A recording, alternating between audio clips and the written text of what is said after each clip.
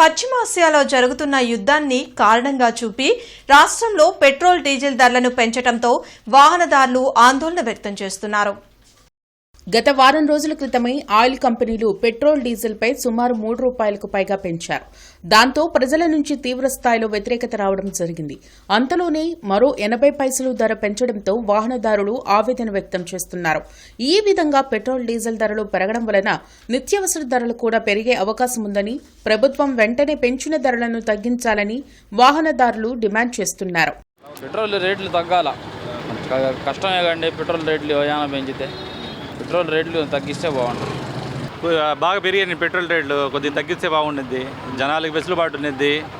Mileage కూడా ఇప్పుడు వచ్చే E20 బండ్లు వస్తున్నాయి. వీళ్ళేమో ఎథనాయిల్ ఎక్కువ కలిపి ఇచ్చేస్తున్నారు.